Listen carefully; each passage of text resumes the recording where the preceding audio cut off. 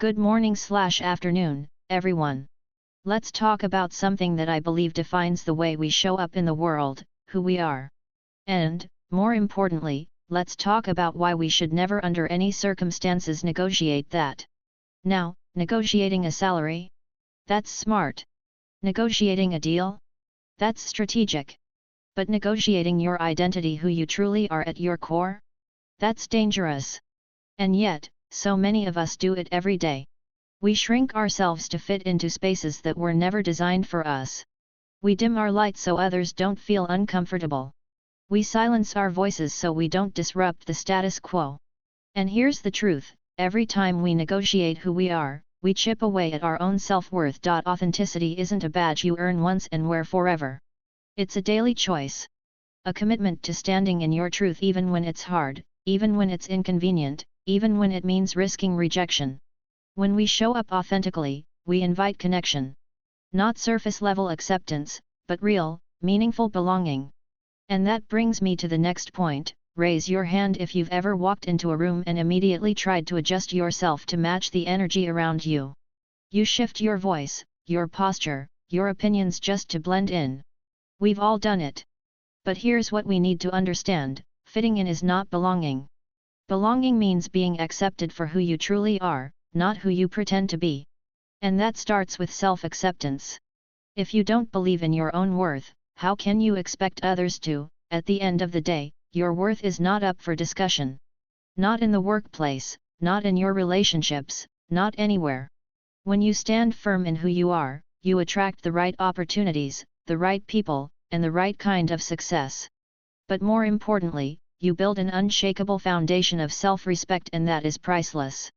So I'll leave you with this: authenticity is not a destination we arrive at, it is a continuous journey, a practice that requires intention, courage, and commitment every single day.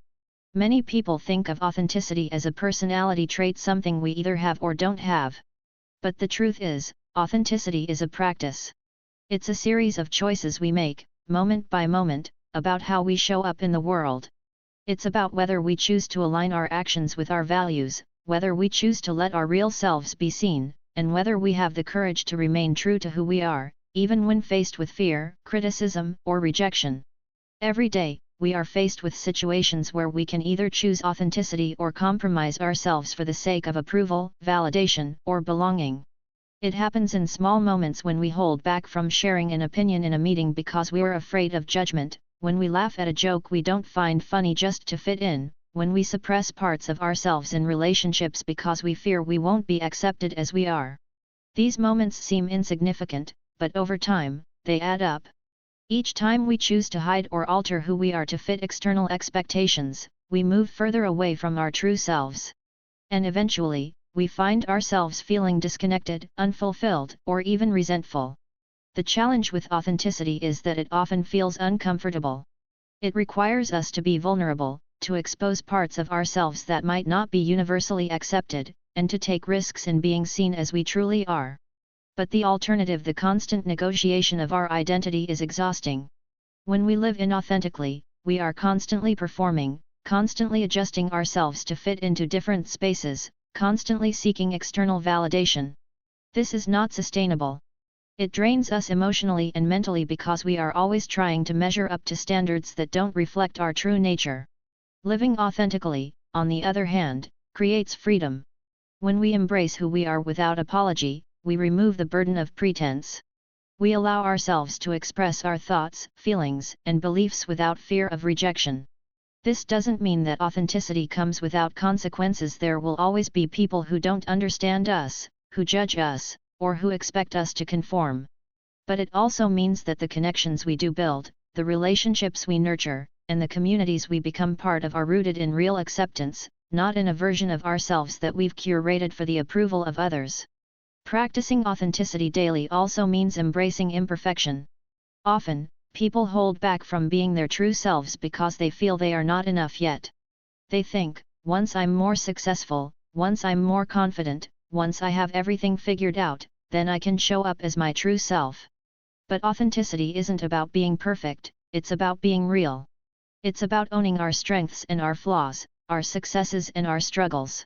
It's about acknowledging that we are always evolving and growing, but that who we are right now, in this moment, is already worthy of acceptance. One of the most powerful aspects of practicing authenticity is that it gives others permission to do the same. When we show up as our true selves, we create space for others to do the same. Think about the people you admire most, not because they are perfect, but because they are real. The people who inspire us are often the ones who embrace their humanity fully, who are honest about their journeys, and who refuse to pretend to be something they're not. By choosing authenticity, we contribute to a culture where others feel safe to express themselves as well. Another critical aspect of practicing authenticity daily is understanding that it does not mean being the same person in every situation. Authenticity is not about refusing to adapt or grow, it's about ensuring that in every adaptation, we remain true to our core values and beliefs. It's about recognizing that we may express different parts of ourselves in different spaces, but that expression should always be rooted in truth rather than in fear or a desire for approval. Authenticity also requires boundaries. When we commit to being true to ourselves, we must also commit to protecting our values, energy, and well-being. This means learning to say no to things that compromise our integrity, walking away from situations that require us to be someone we're not, and surrounding ourselves with people who respect and celebrate our true selves. Setting these boundaries is not easy, but it is necessary. It reinforces the message that who we are is not up for negotiation. Perhaps one of the biggest misconceptions about authenticity is that it will always lead to acceptance. The reality is, choosing to be authentic does not guarantee that everyone will like or approve of us. But it does guarantee that the people who matter, the ones who truly align with our values and respect us for who we are, will remain. And in the long run, those are the only connections that truly nourish us. Practicing authenticity every day also means having the courage to self-reflect and check in with ourselves. We must regularly ask, am I being true to myself in this moment? Am I making choices that align with my values?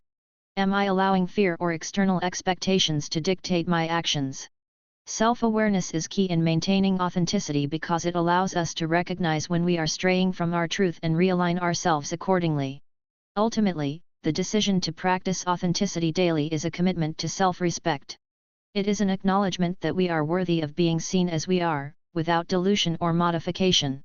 It is a promise to ourselves that we will not trade our uniqueness for acceptance, that we will not silence our voices for approval, and that we will not mold ourselves into versions that feel safer but less real. When we live authentically, we experience deeper connections, greater fulfillment, and a stronger sense of purpose. We stop living according to the expectations of others and start living in a way that feels true to who we are. And while authenticity is not always the easiest path, it is the most rewarding one. Because at the end of the day, the only person we have to live with, every single moment, is ourselves. And the greatest gift we can give ourselves is the freedom to be exactly who we are. Belonging is a fundamental human need. We all crave connection, community, and a sense of being part of something greater than ourselves. However, many of us go through life confusing belonging with fitting in. We believe that in order to belong, we must change who we are to match the expectations of others. We silence parts of ourselves, adjust our personalities, and hide our true feelings in an attempt to be accepted. But the truth is, belonging does not start with external validation, it starts with self-acceptance. Self-acceptance is the foundation of true belonging because it allows us to show up in the world as we truly are, without fear of rejection or the need for approval. When we accept ourselves, our strengths, weaknesses, quirks, and imperfections, we no longer feel the need to conform to external expectations. We realize that we are worthy of love and connection, not because we fit into a mold, but because we are inherently valuable as we are. The struggle with self-acceptance often comes from the messages we receive from society, family, and culture. From an early age, we are taught that in order to be liked, successful, or worthy, we must meet certain standards. We are told how we should look, how we should behave, what we should believe, and even what kind of life we should strive for. These external pressures create a fear that if we deviate from these expectations, we will be excluded or unloved. And so, many of us spend years or even entire lifetimes chasing acceptance from others instead of embracing ourselves. However, the problem with seeking belonging through external validation is that it is never truly fulfilling. When we try to fit in by changing ourselves, we might gain temporary approval, but deep down, we still feel disconnected. That's because fitting in requires us to be someone we're not, and that creates a sense of loneliness, even in the middle of a crowd. True belonging, on the other hand, happens when we find spaces where we are accepted for who we are, not for who we pretend to be. And in order to find those spaces, we must first accept ourselves. Self-acceptance is not about thinking we are perfect or that we don't need to grow. It is about recognizing that we are enough as we are, even as we continue to learn and evolve. It is about embracing our flaws and understanding that imperfection is part of being human. Many people struggle with self-acceptance because they believe they must first fix themselves before they can be worthy of belonging. They think, once I lose weight, once I'm more successful, once I'm more confident, then I will finally feel like I belong. But belonging is not something we earn through self-improvement, it is something we create by embracing ourselves in the present moment. When we practice self-acceptance, we give ourselves permission to show up authentically. This authenticity naturally attracts the right people into our lives, the ones who love and appreciate us for who we truly are. It also allows us to set boundaries and walk away from relationships and spaces that require us to compromise our identity. When we no longer seek validation from outside sources, we stop tolerating environments that make us feel unworthy. We begin to surround ourselves with people and communities where we feel seen, heard, and valued. A powerful aspect of self-acceptance is that it transforms the way we experience relationships. When we don't accept ourselves, we often seek connection through people-pleasing, constantly adjusting ourselves to make others happy. This can lead to feelings of resentment, exhaustion, and even a loss of identity. But when we accept ourselves fully, we no longer feel the need to mold ourselves to fit others' expectations. Instead, we engage in relationships from a place of confidence and authenticity. This creates deeper, more meaningful connections because we are no longer afraid to be real. Another important part of self-acceptance is letting go of comparison. One of the biggest barriers to belonging is the belief that we are not good enough compared to others. We look at social media, at people around us, and at societal standards, and we convince ourselves that we are lacking. But comparison is a false measure of worth. It tricks us into believing that belonging is something external when, in reality, it is an internal experience. True belonging comes from recognizing that we are enough, exactly as we are, without needing to measure up to anyone else. Self-acceptance also requires self-compassion. Many of us are our own harshest critics, constantly judging ourselves for our mistakes, insecurities, and perceived shortcomings. But belonging is impossible if we are at war with ourselves. If we constantly reject parts of ourselves, how can we expect to feel a deep sense of connection with others? Practicing self-compassion means treating ourselves with the same kindness and understanding that we would offer to a close friend. It means recognizing that we are human, that we will make mistakes, and that our worth is not determined by perfection.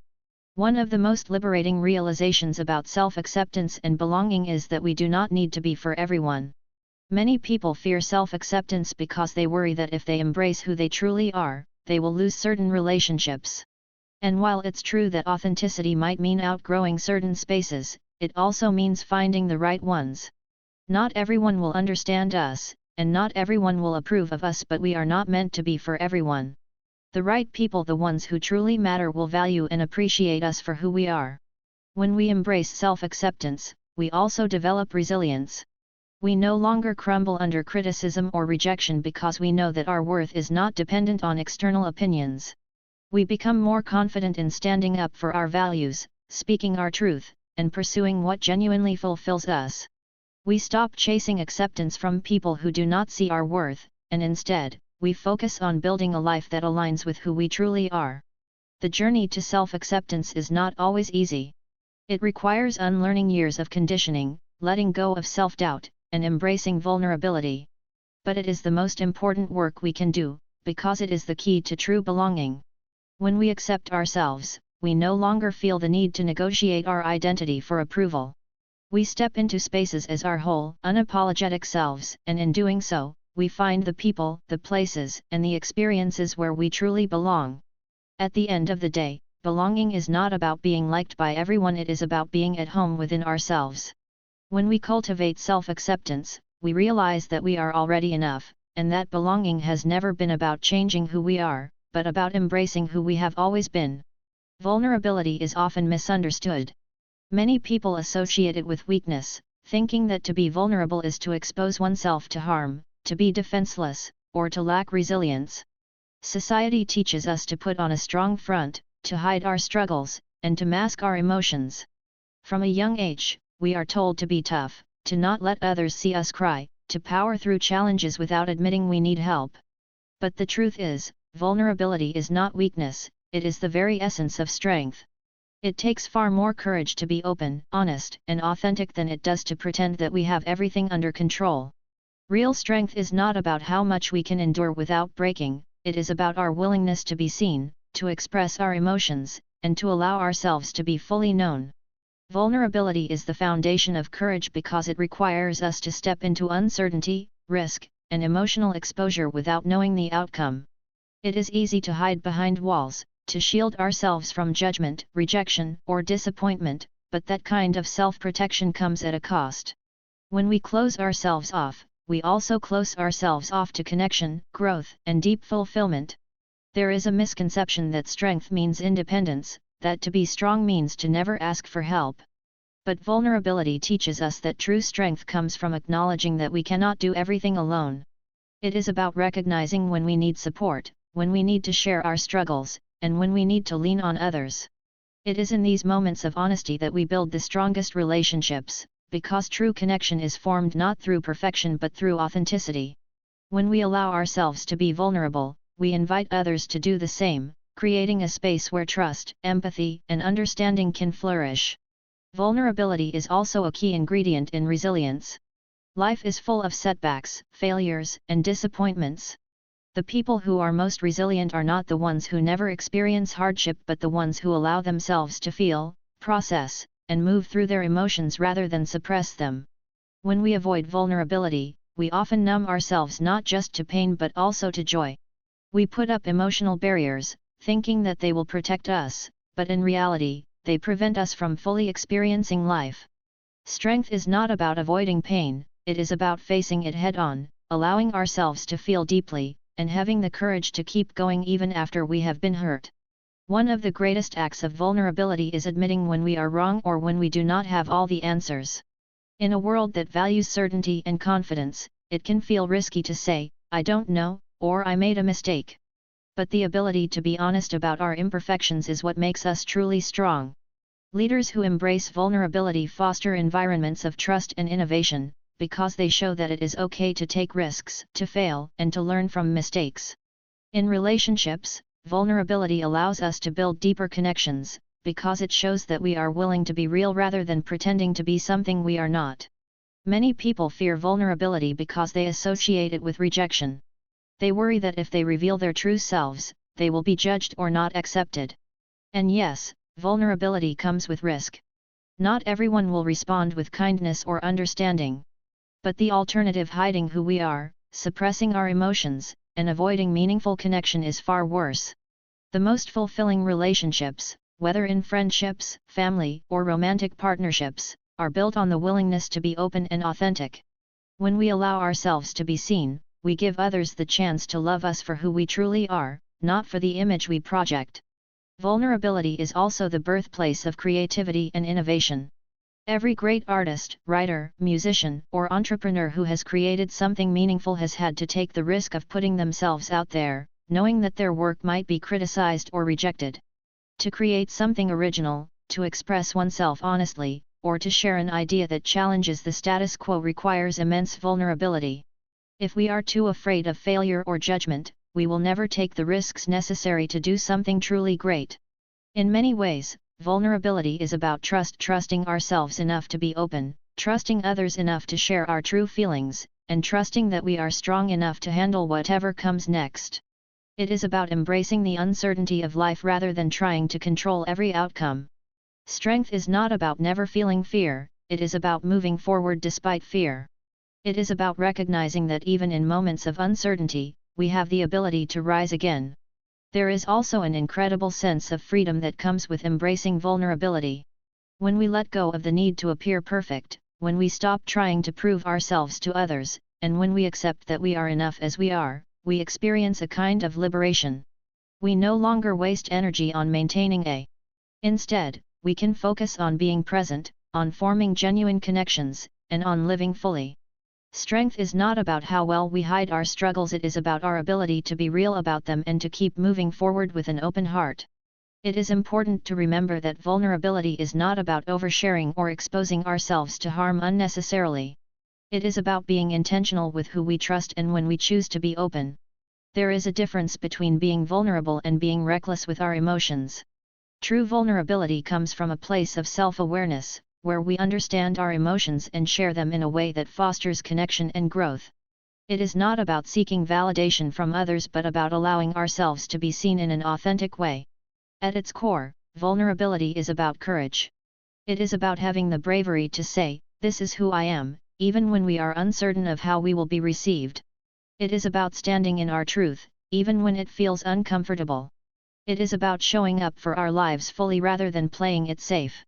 The strongest people are not those who build walls around themselves but those who have the courage to tear them down.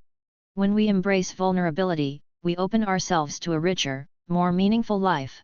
We allow ourselves to experience deeper love, greater creativity, and stronger resilience. We stop letting fear dictate our actions and start living with authenticity and purpose. The world does not need more people who pretend to have it all together, it needs more people who are willing to be real. Strength is not about never falling, it is about rising again. And vulnerability is the key to that strength, because it is what allows us to be fully human. Your worth is not something that can be debated, bargained for, or diminished by the opinions of others. It is not dependent on external validation, achievements, or the roles you play in life. From the moment you exist, you are enough. Yet, so many of us struggle to believe this simple truth. We spend years trying to prove ourselves, seeking approval, and measuring our value based on society's ever-changing standards. But real worth is not something that can be earned or lost, it is intrinsic, unshakable, and non-negotiable. The problem is that we live in a world that constantly tells us otherwise. We are conditioned to believe that our value is tied to how much we achieve, how we look, how successful we are, or how well we fit into societal expectations. From a young age, we are praised for our accomplishments, our grades, our talents, and our ability to meet certain standards. And while there is nothing wrong with striving for excellence, the danger comes when we begin to believe that our worth depends on these things. We start to internalize the idea that if we fail, if we fall short, if we do not meet someone else's expectations, then we are somehow less valuable. But our worth is not a currency that fluctuates based on our successes or failures. It does not increase when we win and decrease when we struggle. It is constant, unwavering, and independent of external circumstances. No amount of rejection, criticism, or mistakes can take it away. Yet, many of us allow others to define our worth for us. We give power to the voices that tell us we are not enough. We let past experiences, negative relationships, and societal pressures dictate how we see ourselves. But the truth is, no one else gets to decide our worth. It is not up for negotiation. Self-worth is about recognizing that you are valuable simply because you exist. It is about understanding that you do not have to perform, prove, or perfect yourself to be deserving of love, respect, and belonging. It is about knowing that your flaws, struggles, and imperfections do not make you any less worthy. When you embrace this truth, you stop seeking validation from outside sources. You stop allowing other people's opinions to dictate how you feel about yourself. You stop measuring your value by external markers of success. Instead, you start living from a place of confidence, self-respect, and inner strength. One of the biggest obstacles to recognizing our worth is comparison. We look at others and convince ourselves that they are more deserving, more successful, more attractive, or more valuable than we are. Social media amplifies this, constantly bombarding us with curated images of perfection. We see people who seem to have it all together, and we assume that we are falling behind. But comparison is a lie. It tricks us into believing that worth is something that can be ranked, that some people are inherently more valuable than others. The truth is, worth is not a competition. No one's success or beauty or talent takes away from your own. We are all equally worthy, even in our differences. Another challenge is the fear of not being enough. Many people struggle with self-worth because they believe they have to be perfect in order to be valuable. They think that if they make a mistake, if they fail, if they show weakness, then they will no longer be worthy of love or respect. But perfection is an impossible standard. No one goes through life without falling, without making mistakes, without experiencing moments of doubt or struggle. True self-worth comes from embracing our humanity, from understanding that we are enough even in our imperfection. It is about recognizing that we are worthy not because we are flawless, but because we are real. Self-worth also requires boundaries. When we truly understand our value, we stop allowing others to treat us in ways that diminish us. We stop tolerating relationships that make us feel small. We stop saying yes to things that drain us just to please others. We stop settling for less than we deserve. Knowing our worth means honoring ourselves, our time, our energy, our emotions. It means walking away from anything that does not align with our self-respect. And while this is not always easy, it is necessary. Because the more we allow others to dictate our worth, the more we forget our own power. Many people also tie their worth to productivity. We live in a culture that glorifies busyness, that tells us our value comes from how much we do, how hard we work, how much we accomplish. But worth is not measured in output.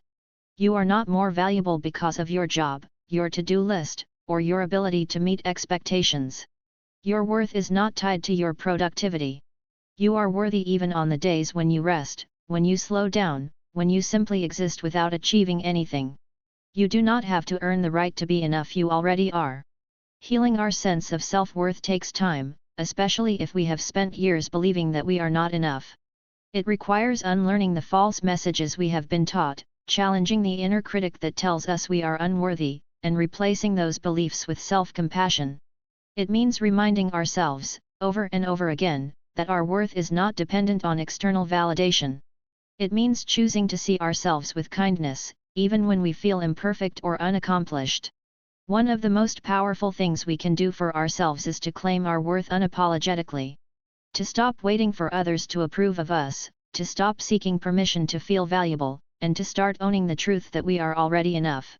When we embrace this, we show up differently in the world.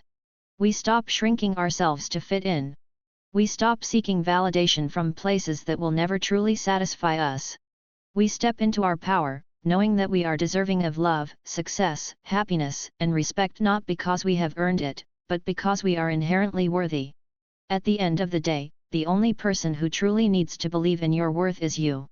Others may not always see it. Some may try to make you doubt it. But their opinions do not change the truth. You are enough. You always have been. And your worth is not something that can be debated, bargained for, or diminished. It is, and always will be, non-negotiable. It sounds like you're wrapping up a video or a speech for your channel. If you'd like, I can help you refine your closing statement to make it more engaging and professional. Here's a polished version. Thank you so much for watching. If you enjoyed this content, don't forget to like, share, and subscribe to my channel. Your support means the world to me, and I appreciate each and every one of you. Stay tuned for more amazing content, and I'll see you in the next one. Let me know if you'd like a different tone or style. Smiling face with smiling eyes.